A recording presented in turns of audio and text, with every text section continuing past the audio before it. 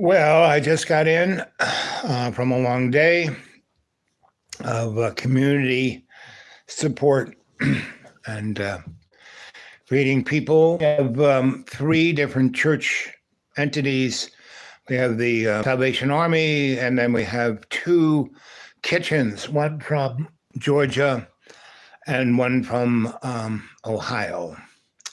And so they're all kicking out hot meals, and we are taking the hot meals out to the people, because it was too much traffic.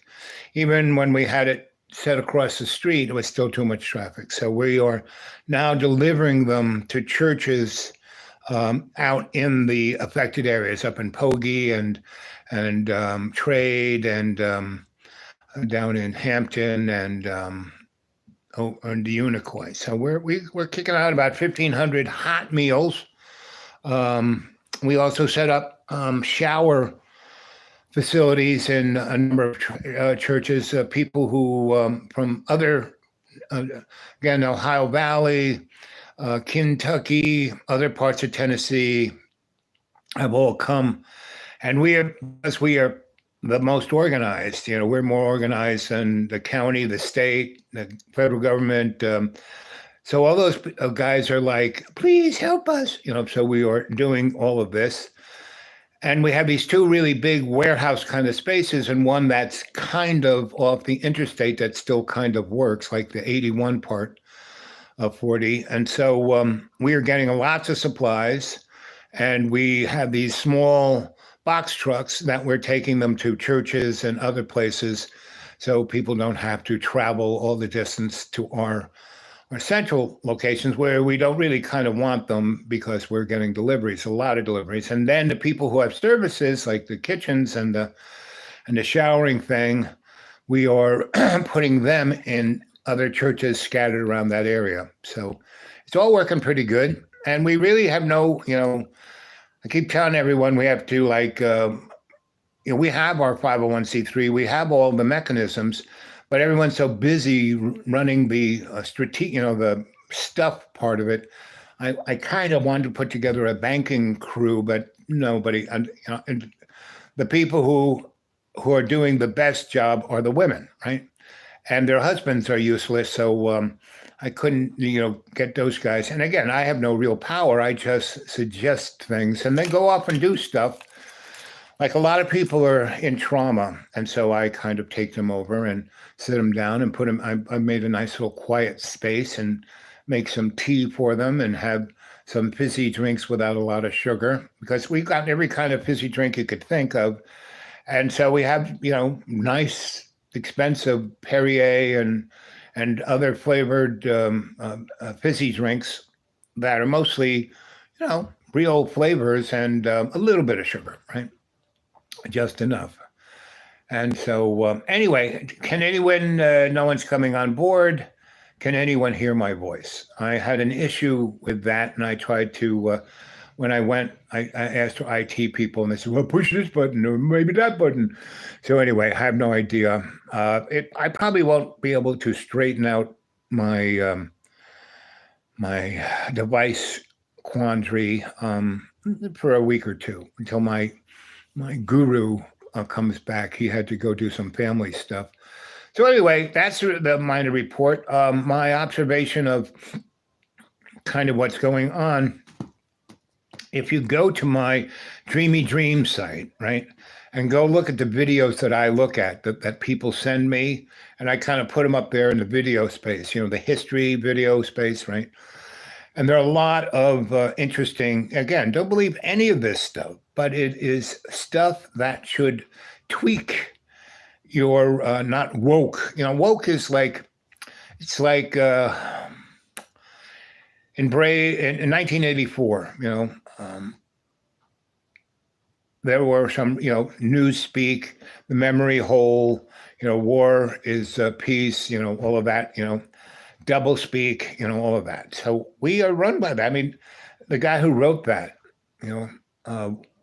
basically was looking at what was going on, and he just said, he wrote that book in 48. That's why it's 1984. He just switched the numbers, saying, "Hey, it's all the same." So anyway, we have when people go the woke society, what woke is like being walking in your sleep.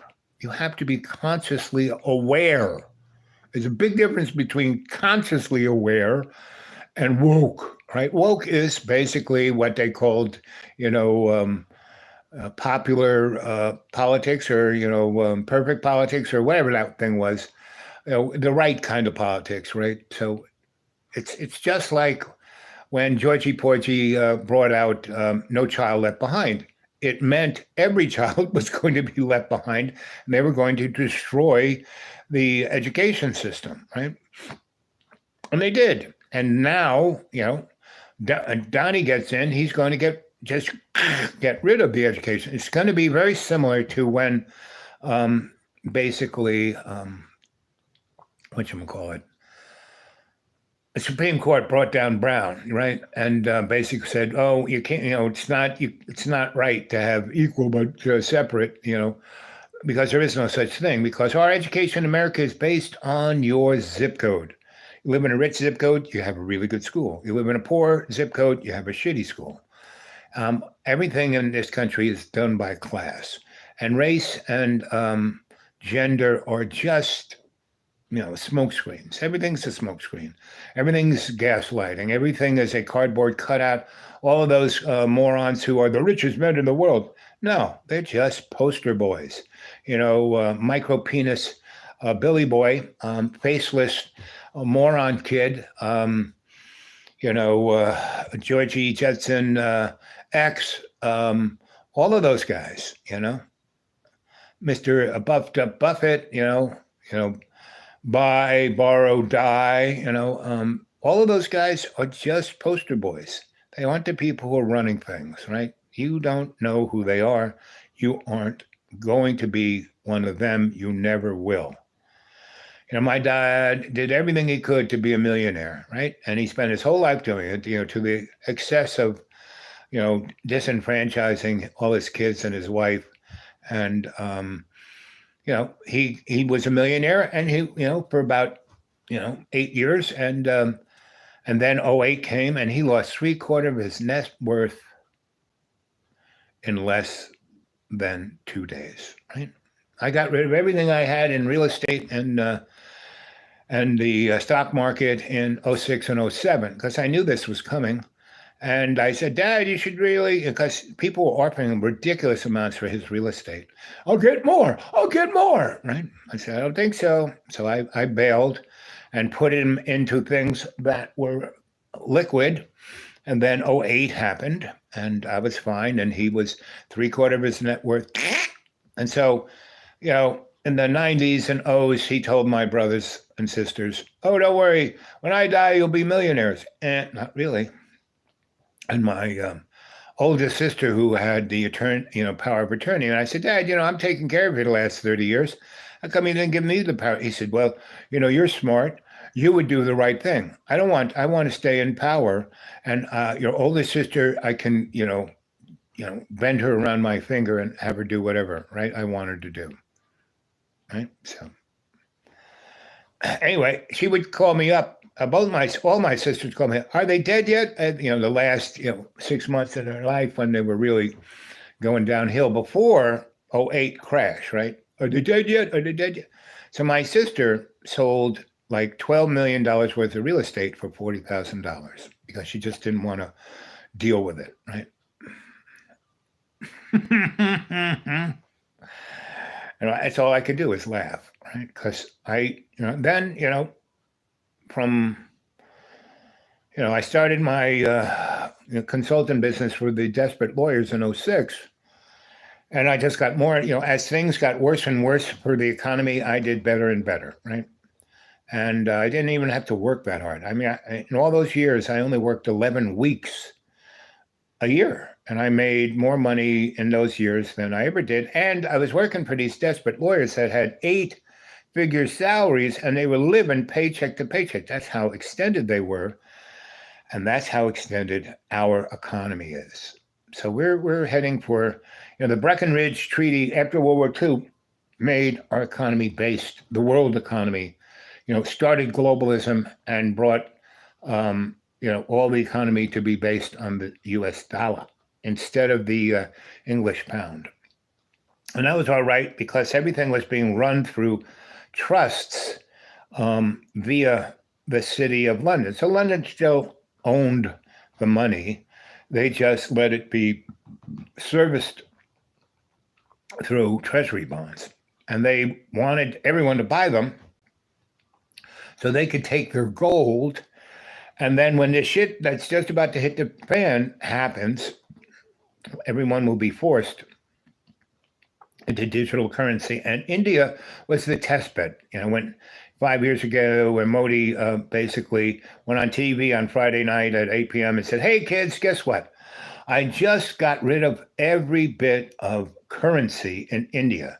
Now, if you don't have a smartphone with a digital account on it, sorry, all that money that you stuck on your mattress, worthless."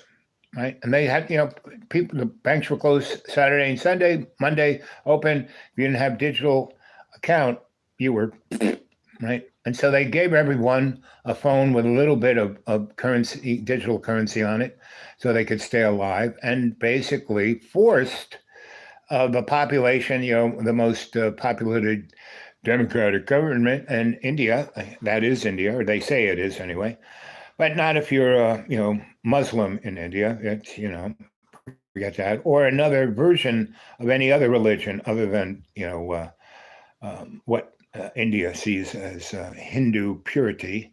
So we're looking at a nationalist kind of cabal of the world, right? Well, good luck with that, right? Because the beauty of what I'm doing right now is that it's about God's love.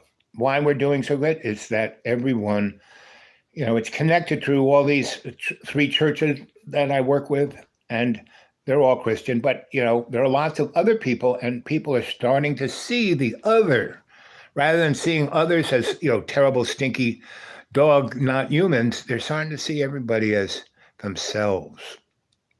That's where it's at, and that's where it's going. That's why I'm involved, because I'm not the leader. I'm not the guru. I'm none of the above, but I am God's doula. So, so today I was sitting where everyone was, running around and and I was just sit there and praying, right? And the people who are, the deacons and ministers, and they were looking at me and, "What are you doing?" I said, "I'm praying." What do you mean you're praying? I said, "I'm praying to God, to help us out here, because God is doing all this. We're not, we are God's servants." And, I'm just reiterating what they say all the time, but I live it and they just speak it. They quote the Bible. I live it, right? And that's where you need to be, right? Now, no one's here. No one can tell me whether they can hear this. I won't know this until tomorrow, because the two earlier ones I did today, they didn't, no one could hear. I mean, a couple people jumped in, "Hey, I can't hear you." So I tried to fix it. We'll see if I did. I don't know, but I'm going to go now. Right? I'm going to take a shower. Yes, baby. Okay, honey buns. Okay, I love you. I'll see you in the morning, right? I'll do a show before I take off and hit the road with the kids. And everything is working out great here, right? And other areas that have been really tapped out are coming, are getting involved with us. And we're being their central, we're giving them this, we're taking the step to their people and letting them, give it to their people and be the center of it. So we're not forcing them. We're not like making ourselves a mega church. We could, but we're not. We are servicing all the other churches around us. And that's why I've been last week, Tuesday and Thursday of last week, I drove around to all the other churches like within a 50-mile radius and said, "Hey, why don't you come and get food? If you can't, we'll send trucks to you to give away." And so we're doing that. And that's what's, feeding. And we're not just we're giving blankets and clothes and shoes and shovels. And I mean, people are giving us unbelievable stuff. We got a ton of Coleman stoves, and not a zillion, but a lot of those little, things of gas that you put on. So the people have no electricity. They can now cook their food.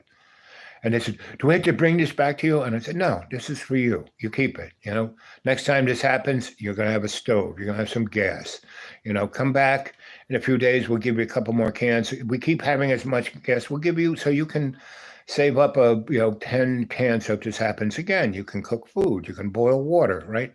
So that's what we're doing. We're giving it, whatever comes in, we're giving it out. We're not hoarding anything. Because we're getting so much stuff that we have 2 very large warehouses, and and what's truly amazing, no matter how much stuff we get, we're sending it out, and not just we're not sending it out anymore. People used to come to us and we give it to them, but now we're sending it out to other churches and spreading it around that way, and that's the way to go, to build the community. And so I'm going out there and talking about the building of the community, right? And that's what we have to do across the country. Otherwise, we'll be manipulated into do stupid things like a civil war. The civil war that the United States experienced was, again, a manipulated thing by European bankers. So, same thing with a Revolutionary War. Nobody wanted to freaking have that, England wanted to get out from underneath what it was doing, but still wanted to have that special relationship. And that's what the War of 1812 was about, It was all done on purpose, right? Everything was scripted and still is, has been for the last 16,000 years, right?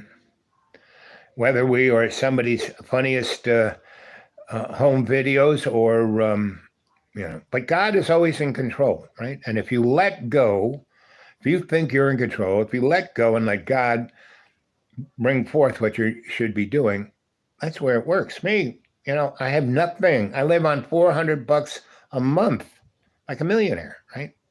I have no, and, my doctors take care of me because they can't believe I'm alive. They said, you should be dead, but you're in great health, Why is that? Because I have God's unconditional love in my heart, because I am God's doula. You all should be God's doula. That's what we put on earth to be.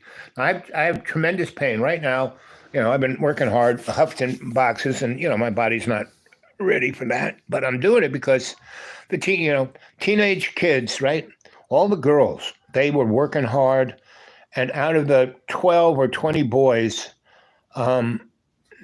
4 to 6 boys were working pretty good, right?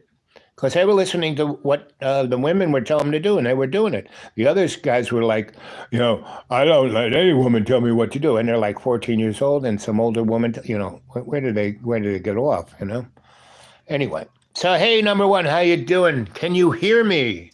My earlier 2, for some reason, were not picking up my voice, even though my machine, my little device here was, listening. I could record, I could make blah blah blah, but putting this thing out. So I showed somebody knew more about my phone than I did, and said, "Well, push this button when you start." And so I did.